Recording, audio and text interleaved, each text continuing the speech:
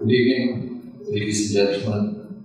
First of all, thank you for having me over, and thank Prashant and Arjun for their relentless enthusiasm.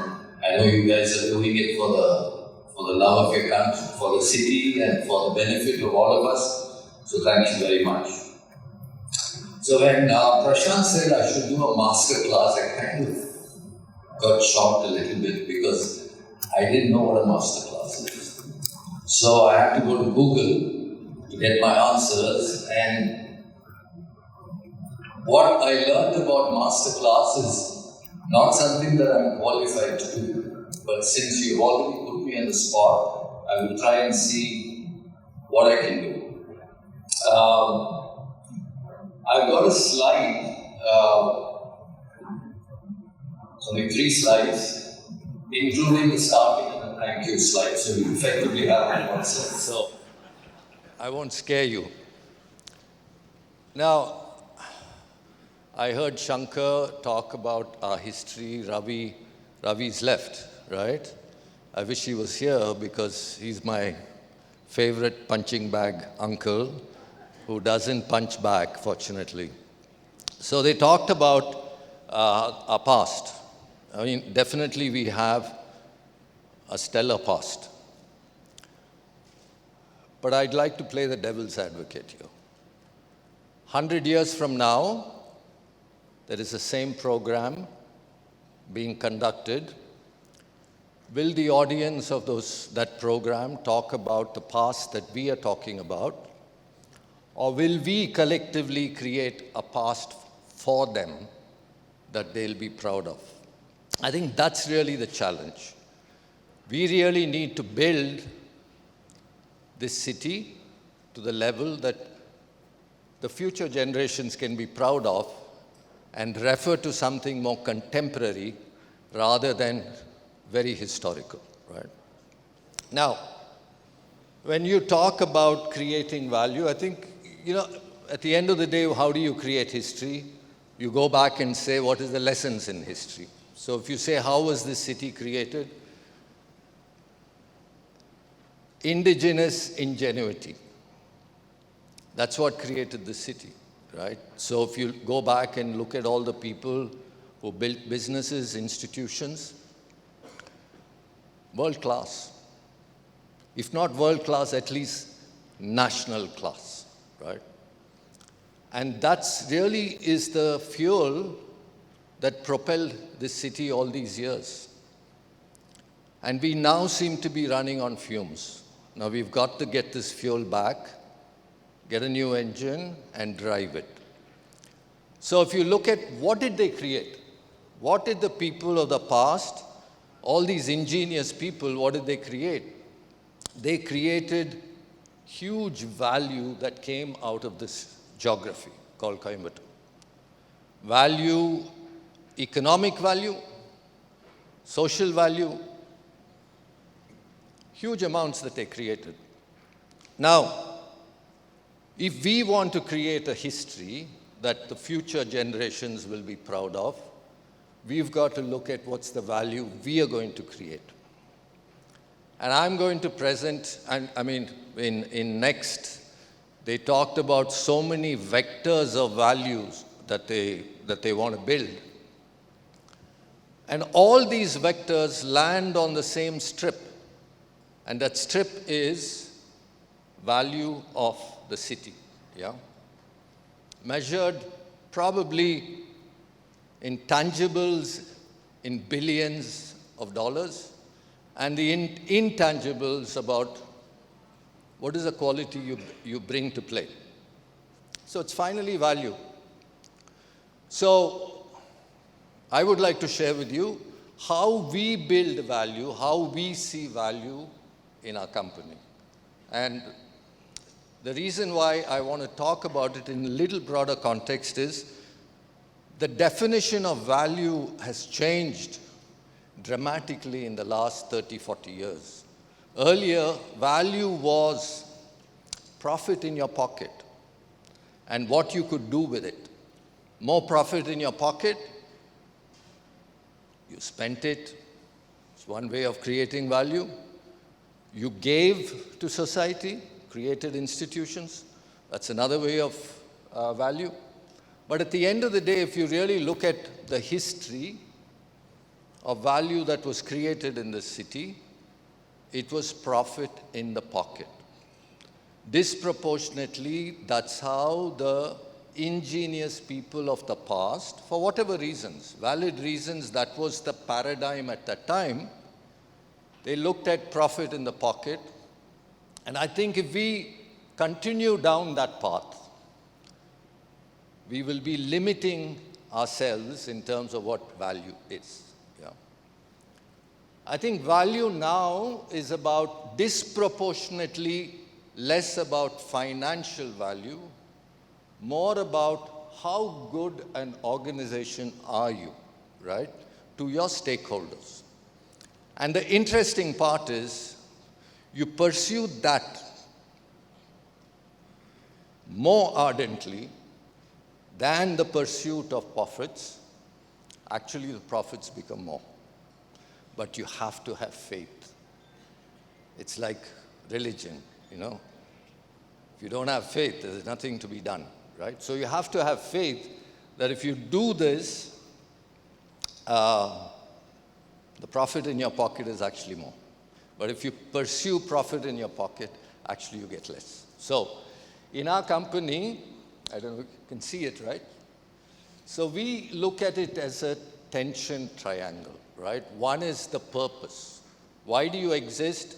And in our definition of purpose is what we are to our stakeholders, right? And our stakeholders are our customers, our employees, our distributors, our suppliers, our investors, and society.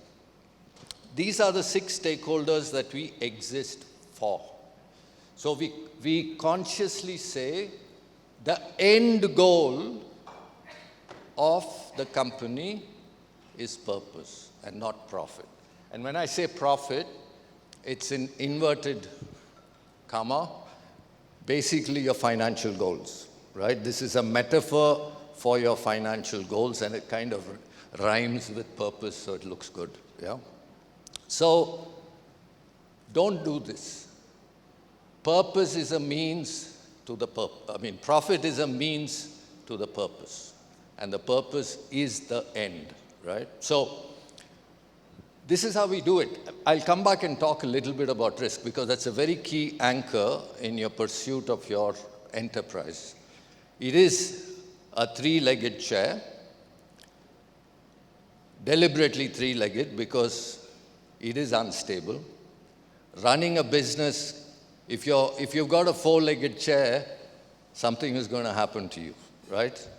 You need to keep the business unstable. There is a certain instability, and that instability is the one that gives you the edge.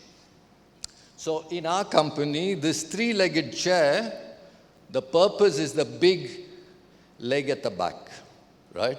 That's the one that anchors the whole thing, right? So this is the way we look at it. So let me give you some examples of purpose. So one of our purpose is we don't want to build a company on the back of cheap Indians. This is our purpose, right? It's a stated, explicitly articulated with a metric. So what are we doing? So we said, we have a factory in Italy. The technology for the factory goes from our factory here in Coimbatore. They pay 30 lakhs to a blue-collar employee because that's the market. You don't pay 30 lakhs, nobody's going to come to work. And they're profitable. So the question is, why should we be paying low to Indians who are generating that technology, right? So what's the logic of this? So is it right for a company to be making profit by not paying its people in the country what it's willing to pay in another country? So we said no. So we have a program. Obviously, I can't do it overnight. Then one of the other legs will break, right? So today, our blue-collar employee is about 11 lakhs, is the cost.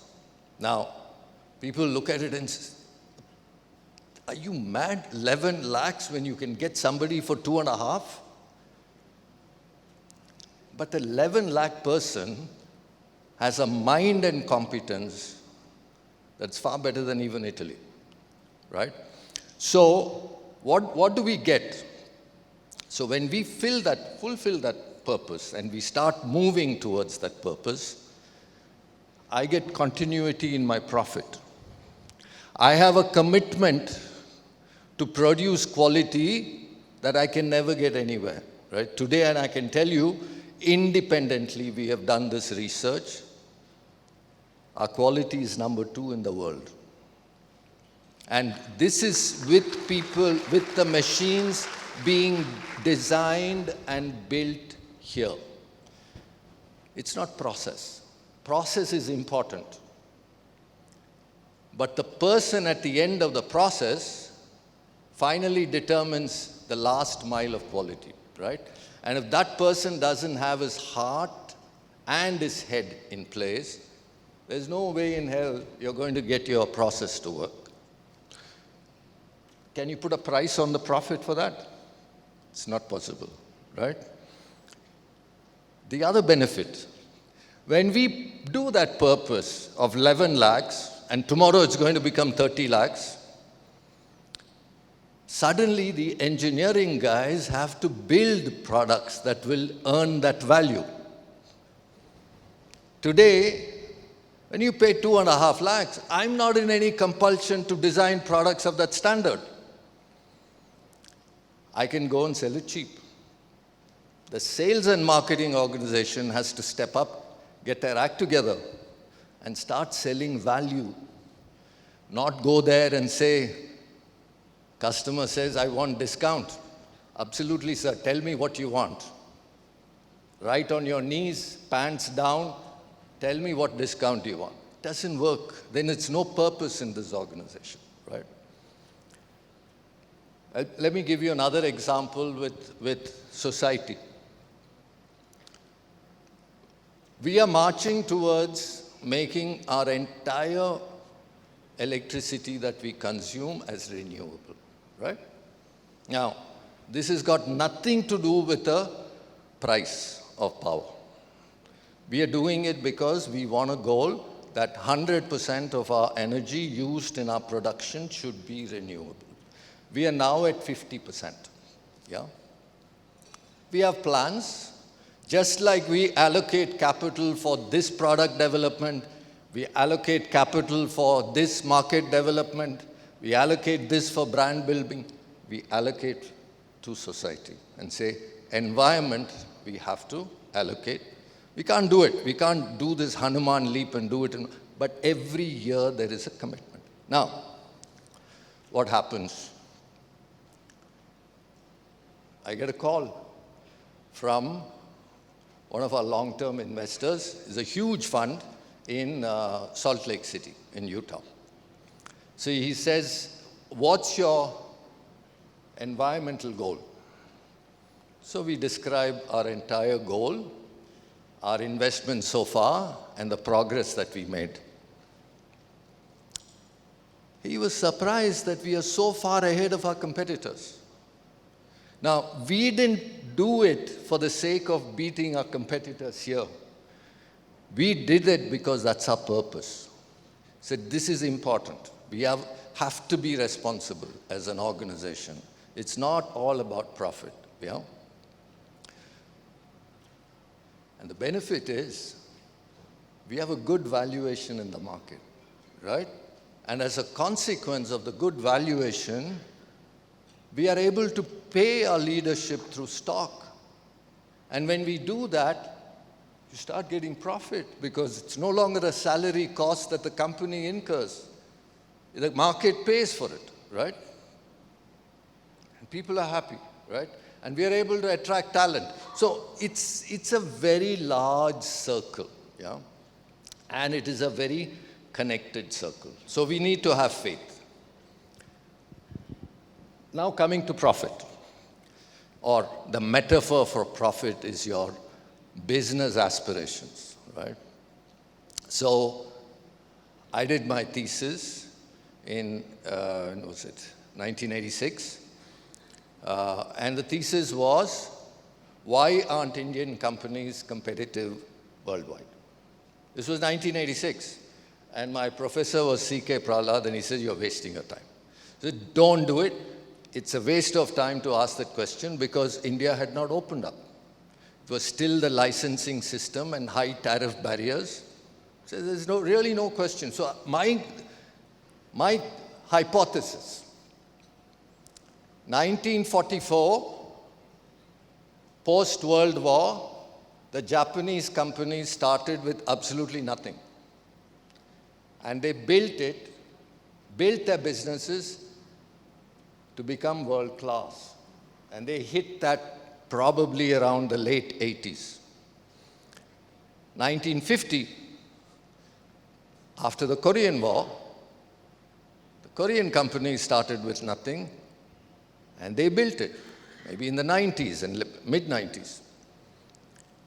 1947, we started. We all three went to the same Western companies for license. Whether it was the GEs or whether it was the Raytheons, or same companies we went, they took that technology, moved it to another level. What is the reason? So I said, this is my thesis. I want to find out why. So I came here and interviewed about 22 CEOs of very large companies and basically discovered that horizontal expansion was easier. It's, you're an inch wide, a mile wide and an inch deep, rather than go vertical, which is an inch wide and a mile deep, right? So the Japanese went an inch wide and a mile deep. The Indians went a mile wide and an inch deep. So if you remember, in all our businesses, we were in multiplicity of businesses. When I joined LG, we were in 9 different businesses, right? So whether it was logical or not at that time, probably I was young and stupid. So I said, this is what I want to do. Build an enterprise that is out of India, by Indians, that's world class, right? So came here, much to my father's concern and worry, to the point where he wanted, probably he was thinking, does this child fall down and hurt his head? So I said, I want to sell or shut down all these businesses. Credit to him, let me, right? So we did that, and we started going a mile deep, right? An inch wide, a mile deep. So just to give a context, the total global business for our products is $20.5 billion. The Indian market for our product is about 800 million. Where would you be playing? Clearly, it doesn't make any sense. If you really have aspirations for profit, you've got to be playing globally, right? That's point number one. Point number two, if you really want to make money, you've got to play on the right side of the value chain and not on the left side of the value chain. What I mean by that is, don't make products for others. That's the left side. You look at the IT industry. They're selling cheap Indians. They don't like it, but hey, I'm speaking the facts, right? You're taking Indians at $10, maybe, an hour, selling them at $30 an hour to somebody who's eventually making a product which effective hourly rate could be $400 an hour, right? He said, no, we want to be playing on the right side of the value chain. So in all our business ventures outside the country, we sell under the brand LG and we go direct to the customer. We don't have we have distributors with our partners, but we don't sell to another compressor company, right? So the aspiration has to be bigger than you. if you're dreaming and if you size your business to what you are capable of today, then you're limiting yourself. And a lot of times when we talk about this, even internally in the company, we say, oh, but you don't have the money. But the thing that we need to understand is nobody is born big. They were made big. And you do the right things, money required for every step will come. My competitor, who's $6.5–7 billion in size, was not born that way. They did not have the money that they have today when they started. They earned it. And if there is an opportunity for 20.5 billion, there is no way you can go wrong but to earn it to invest back into the business, right? So I keep telling people, what happened in 1947? We got our independence. So who had the money? The British.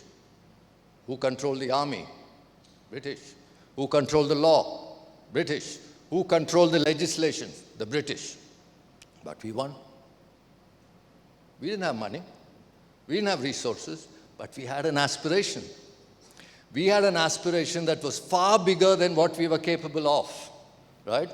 So if those aspirations are anchored with 2 feet on the ground, yeah, you can't be flying and smoking funny things when you have those things, but 2 feet on the ground, you have those aspirations, there's absolutely no way you will lose.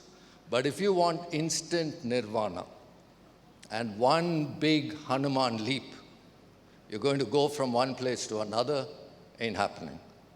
So this has been for us a 26-year journey. Our aspiration, when we started this journey, around about the early 90s, we took the top 100 companies in the world. Our name was not even there. Today, we are number 7.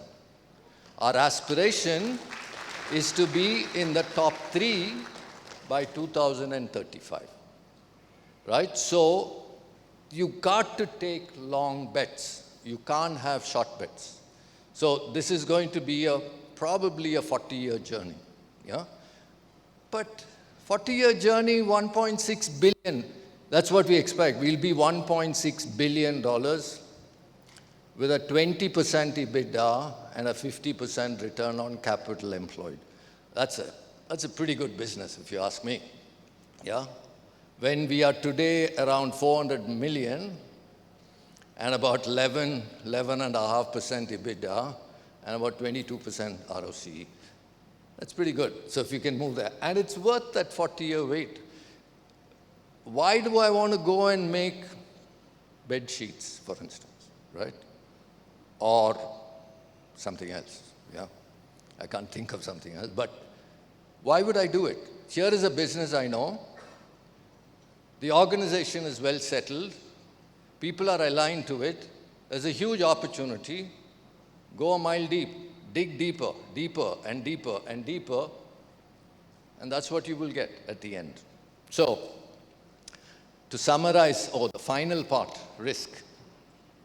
That's a very important anchor in 2 ways. One, if you want this and that, you've got to take risks. You can't go around it. If you say, I want 5.5% bank rate of security, but I want to be number 3 in the world, ain't happening, yeah?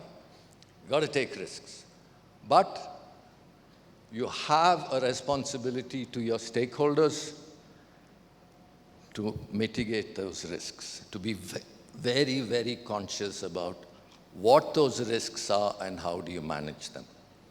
We've screwed up. We've done really some terrible things.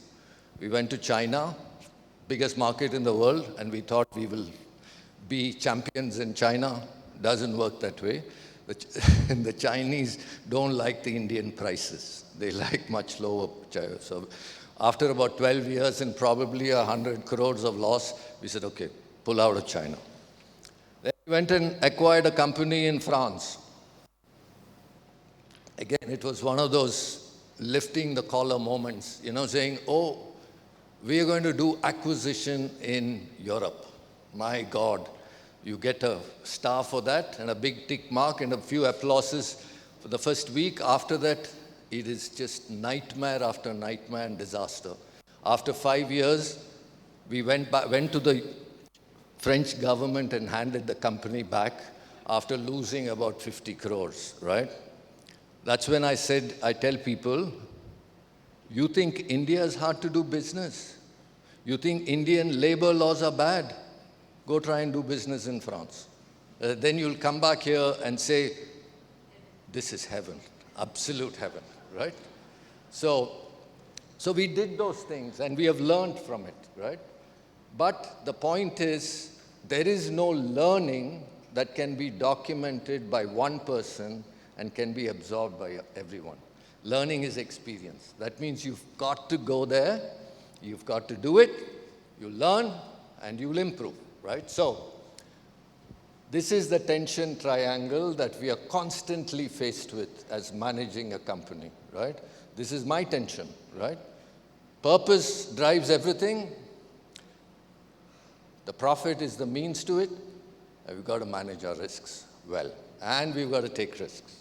So, thank you again for this opportunity. So I think it's all about having aspirations bigger than you, and learning is of course an experience, being vertical, going an inch wide and a mile deep.